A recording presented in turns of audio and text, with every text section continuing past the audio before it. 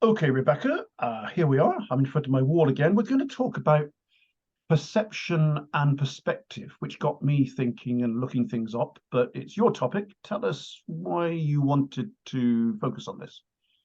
Thank you, Andrew. This came up in conversation with somebody who sometimes will have different perspectives on the same situation. And I suspect this comes up quite a lot in organisations or potentially even with family members, Oh, where especially family members. especially with family members, where perhaps it's the same situation, but both parties or both people have quite different views of the same thing and interpret it in a different way. And I think perception and perspective for me are linked, but it's a lot more about, I think what influences how we see something is our experience up to that point. And as you touched on before when we we're discussing this, around our beliefs as well, and I think that I suppose what I wanted to get from this was helping people see things from other perspectives, because I think that would be helpful in any setting, whether that's a personal thing or a work thing, and it might save quite a lot of conflict and frustration at times. Yeah, I guess my immediate riposte to that is not everyone has a desire or a will to do that, and we ought not to make the presumption or to have the perception that people are always willing participants in this. Some people, and we're seeing a certain American politician at this time, glorying in the fact that he doesn't see anything other than his way. We're talking Donald Trump here, by the way, where I am. So some people in a high profile way say, I don't care what other people think. This is my perspective and I'm right about everything. So we're talking about the reasonable people that are prepared to say, this is how I see it. You see it differently. Let's talk about it.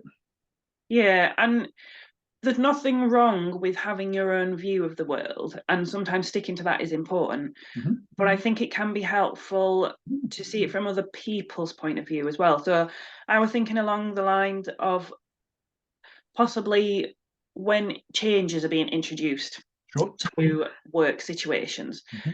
change isn't isn't necessarily well received in places. So I think if it can be, so I guess there's two elements to this. You could do Yep. it proactively. So before you actually introduce changes, if you can start to see how it might be, interpreted, or how it might be accepted or not accepted, then you can introduce it in a different way.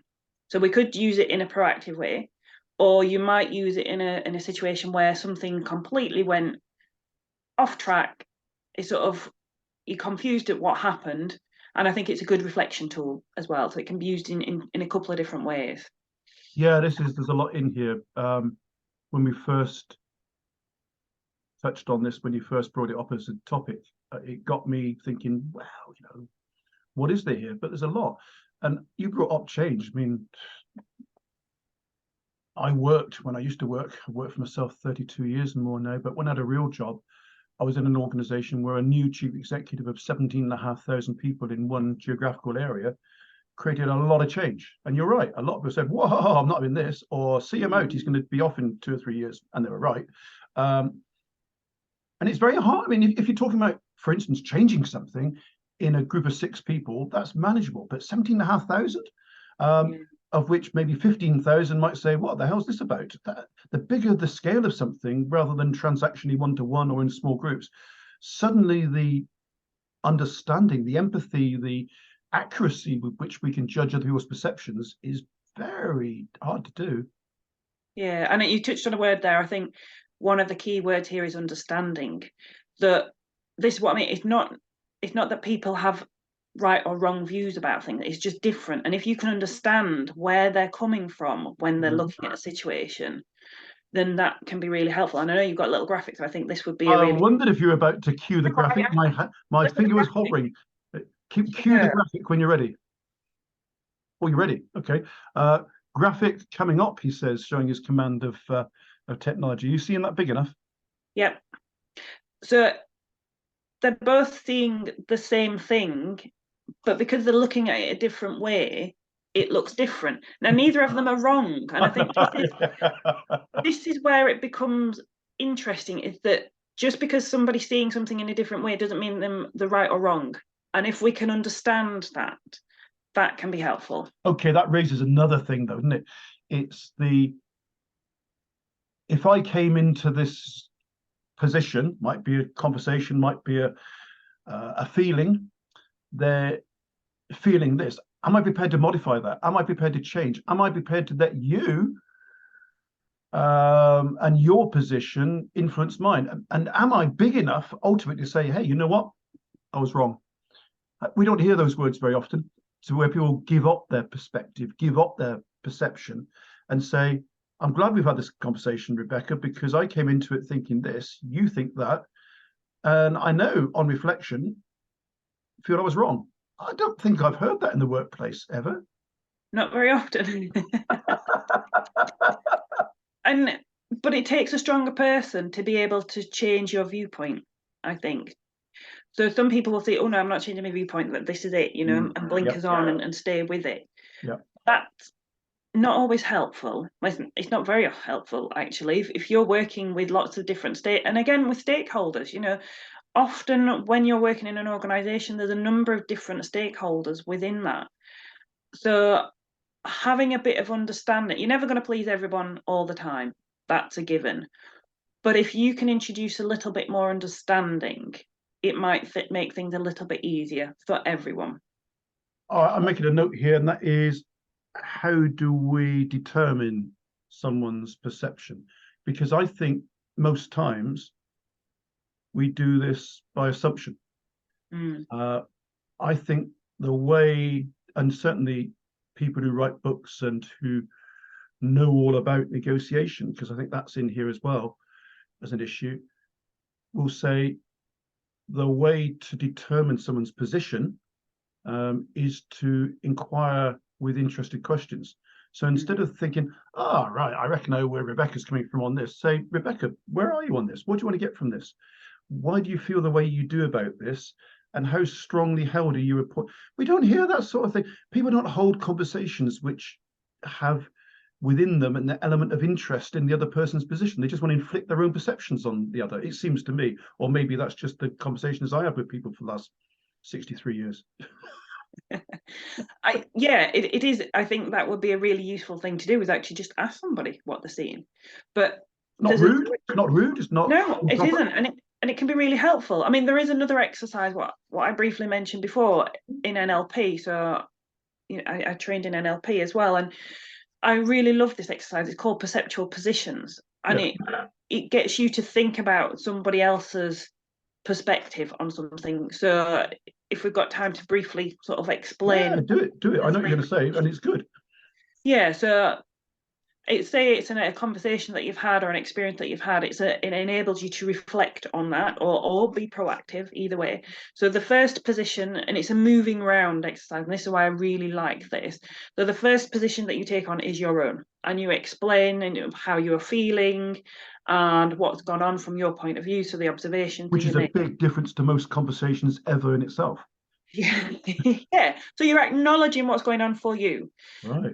The second position, you physically move around to the second position. So you're now facing where you were stood before. Yep. I've literally swapped positions. So physically swapped position. Now I adopt that person. So I become that person as much as I can. So I will stand or sit in the way that person would stand or sit normally when we're watching them. So it's their posture, their body language. So if they have particular gestures, the type of language they use, and it just helps you to get into the feeling of that person. And now you're looking at as you see them. You may not be accurate.